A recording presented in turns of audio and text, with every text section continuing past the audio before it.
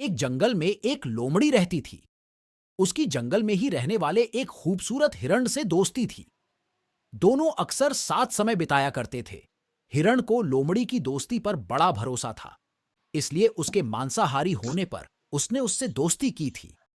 जंगल के अन्य जानवर उसे लोमड़ी से दूर रहने की सलाह देते, लेकिन उसे भरोसा था कि दोस्ती की खातिर लोमड़ी उसे कभी नुकसान नहीं पहुंचाएगी। एक दिन एक बूढ़ा शेर जंगल में आया। शिकार की तलाश करते हुए वह नदी किनारे पहुंचा। वहां नदी के दूसरे किनारे पर उसे हिरण नजर आया, जो लोमड़ी के साथ खेल रहा था। हिरण को देखकर शेर के मुंह में पानी आ गया और वह उसका मांस खाने की योजना बनाने लगा। लेकिन अब उसमें पहले जैसी फुर्ती नहीं रह गई थी कि हिरण को भागकर पकड़ ले। उसने बहुत सोच विचार किया, लोमड़ी को अपने साथ मिलाने का इरादा कर लिया। अगले दिन उसने लोमड़ी को अपने पास बुलाया और उससे कहा, लोमड़ी, क्या तुम मेरी सहायक बनोगी? तुम्हारा काम होगा जंगल के जानवरों को फुसलाकर मेरे पास लाना।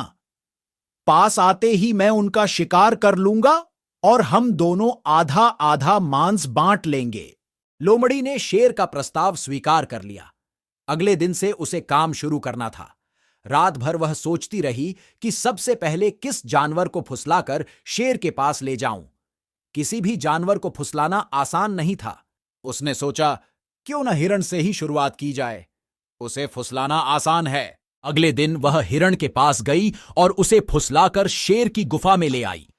शेर ने झपट्टा मारकर हिरण को दबोचा और उसे मारकर उसका पूरा मांस खा लिया।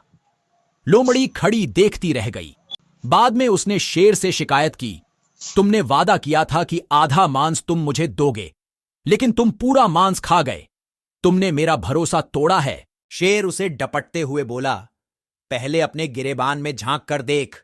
क्या तूने अपने दोस्त का भरोसा नहीं तोड़ा और उसे मेरा शिकार बनाकर मेरे पास नहीं लाई? भरोसे की नसीहत तब देना जब तू खुद भरोसेमंद हो। अब चल, भाग यहां से।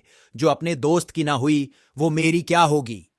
लोमड़ी मोंह लटकाकर वापस चली आई। उसे उसकी करनी का फल मिल गया।